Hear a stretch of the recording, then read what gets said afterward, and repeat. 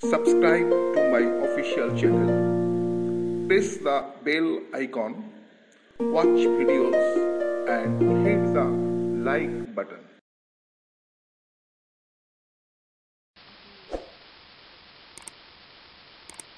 আজ যে বিষয়টি আলোচনা করব ফোকলোর, অ্যানথ্রোপোলজি অ্যান্ড ফোকলোর।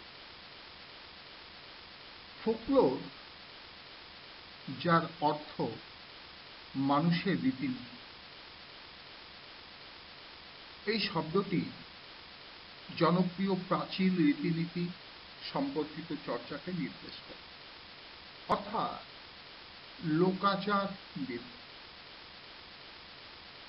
নৃবিজ্ঞানে এই শব্দটি পৌরাণিক কাহিনী, রূপকথা, লোকগাথা, লোকগান, প্রবাদ বা নীতিবাক্য, ধাঁধা এবং অন্যান্য মৌখিকভাবে প্রচলিত রীতিনীতি বোঝাতে ব্যবহার করা। ফোকলোর হল আদিম সমাজের মৌখিক সংস্কৃতি বা সাহিত্য, যা মৌখিক ঐতিহ্যের মাধ্যমে টিকে থাকে। সাধারণভাবে এই বিষয়ে কোনো নির্দিষ্ট পদ্ধতি নেই, প্রশিক্ষণের কোনো ব্যবস্থা নেই। স্থানীয় বিষয় নিয়ে গান রচনা ও গাওয়া এর অন্তর্ভুক্ত। শ্রবণের মাধ্যমে শেখা এবং এভাবেই এক প্রজন্ম থেকে পরবর্তী প্রজন্ম এগুলি সঞ্চারিত হয়।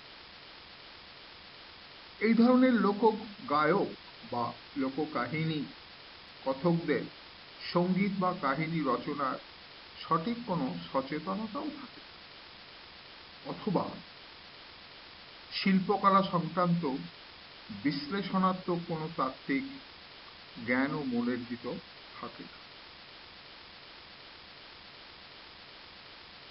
যে কোনো আদিম সংস্কৃতিতেই লোকাচার একটি গুরুত্বপূর্ণ ভূমিকা পালন করে।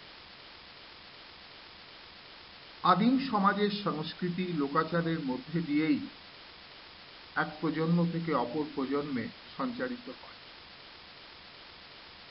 লোকাচারের মাধ্যমে আদিম মানব গোষ্ঠীর দার্শনিক মনোভাব প্রকাশিত হয়। পৃথিবীর উৎপত্তিকে কেন্দ্র করেই অধিকাংশ উপজাতি লোকাচারের মূল বিষয়বস্তু তৈরি করে। আবার অধিকাংশ লোকাচার মানব গোষ্ঠী ও তাদের দেবতা বা ঈশ্বরের পারস্পরিক সম্পর্ককে প্রতিফলিত করে। বহু ক্ষেত্রে লোকাচারের উদ্দেশ্য সোশ্যালাইজেশন, এবং লোকাচার এটাও নির্দেশ করে যে অতি প্রাকৃত শক্তি কিভাবে বিভিন্ন অপরাধের শাস্তি প্রদান করে। মানুষ ছাড়াও নানা ধরনের পশু পাখি উদ্ভিদের বিবরণ লোকাচারের স্থান পায়। একাধিক ভারতীয় লোকাচারে উদ্ভিদ ও পশু পাখির উপর মানুষের নির্ভরশীলতার কাহিনী তুলে ধরা হয়েছে। অ্যানথ্রোপোলজির সাথে ফোকলোরের কিন্তু সেই কারণে একটা ওতপ্রোত সম্পর্ক রয়েছে। ফোকলোরকে বলা হয় মানুষের দৈনন্দিন জীবনের চর্চা, নৃতত্ত্বের ক্ষেত্রেও সেটা বলা যাবে। তবে আরেকটু বৃহৎ অর্থে মানব সংস্কৃতির চর্চাই হলো নৃতত্ত্ব বা অ্যানথ্রোপোলজি। সাধারণ মানুষ সহজেই নানা ক্রিয়াকলাপের মাধ্যমে লোক সংস্কৃতির বহিঃপ্রকাশ ঘটাতে পারে। ফোকলোর কোনো জনগোষ্ঠীর সংস্কৃতির একটি অংশ মাত্র, কিন্তু নৃতত্ত্ব সামগ্রিকভাবে মানব সংস্কৃতি চর্চার অন্তর্ভুক্ত। ফোকলোরও তার বাইরে নয়। ফোকলোরের মাধ্যমে সংশ্লিষ্ট মানব গোষ্ঠীর উৎপত্তির ইতিহাস বিস্তৃতির সন্ধান পাওয়া যায়, যা নৃতত্ত্বের জ্ঞান ভাণ্ডারকে সমৃদ্ধ করে। সুতরাং নৃতত্ত্বের সাংস্কৃতিক চর্চা এবং ফোকলোর বা লোক সংস্কৃতি এক সূত্রে আবদ্ধ।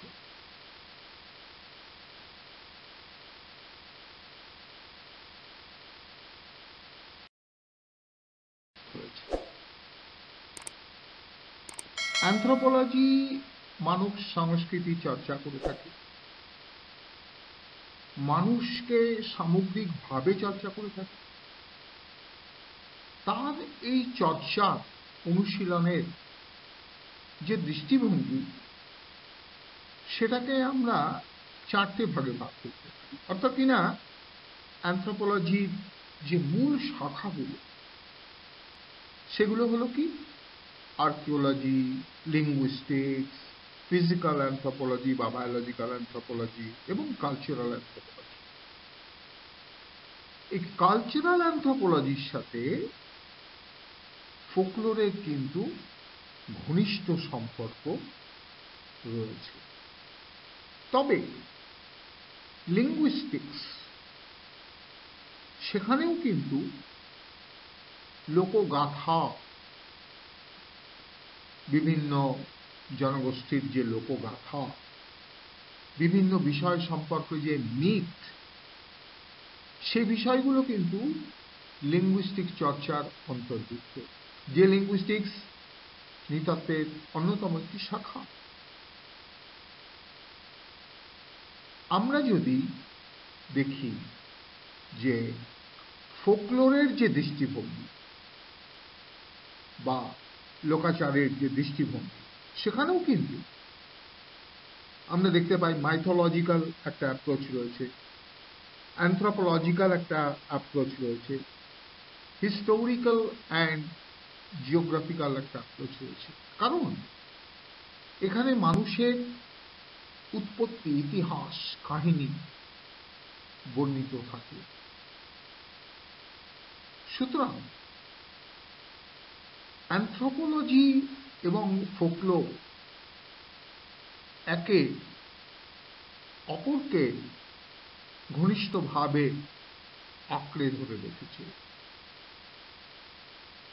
এবং এই কারণেই বিভিন্ন জনগোষ্ঠীর যে লোকাচার, সেই বিষয়টা একটা অন্য মাত্রা দিয়ে থাকে।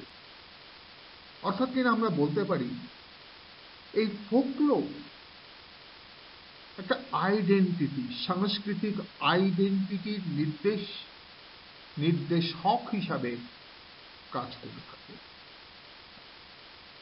কোন গোষ্ঠীর সাংস্কৃতিক শনাক্তকরণের সম্ভবত সবচেয়ে গুরুত্বপূর্ণ মাধ্যম হল ফোকলোর বা লোকাচার, লোক সংস্কৃতি। সেই জন্য বলা হয় folklore is a function of shared identity. ভাষা, ধর্ম, অর্থনীতি, রাজনীতি প্রভৃতি বিষয়গুলো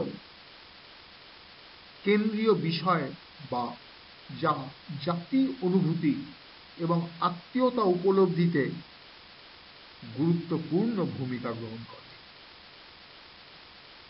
ফোকলোর উপাদানের উপর ভিত্তি করে জাতি সংস্কৃতি চিহ্নিত করা যায়, যেমন ছৌ নাচ, গম্ভীরা, ভাওয়াইয়া, বিহু প্রভৃতি সাংস্কৃতিক বিশেষত্বের মাধ্যমে আঞ্চলিকতা ও সংশ্লিষ্ট সংস্কৃতিকে শনাক্ত করা যায়।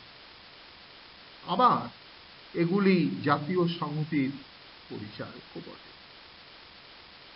সুতরাং ফোকলোরের মাধ্যমে কোন জনগোষ্ঠীর শনাক্তকরণের একটা বিশেষ ভূমিকা থাকে। সেই কারণে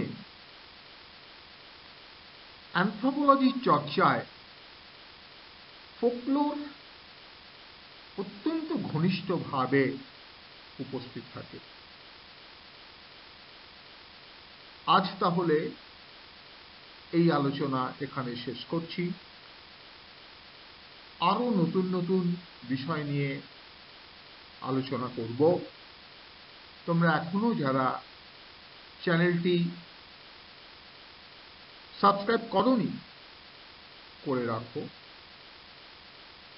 আগামী দিনে WBCS এবং IAS পরীক্ষার ঘনিষ্ঠ যে বিষয়গুলো রয়েছে সে বিষয়ে আরো গুরুত্বপূর্ণ বিষয় নিয়ে ভিডিও করব। তোমরা পাশে থাকবে। আজ এখানে শেষ করছি। আবার পরবর্তী ভিডিও নিয়ে আসবো। ধন্যবাদ।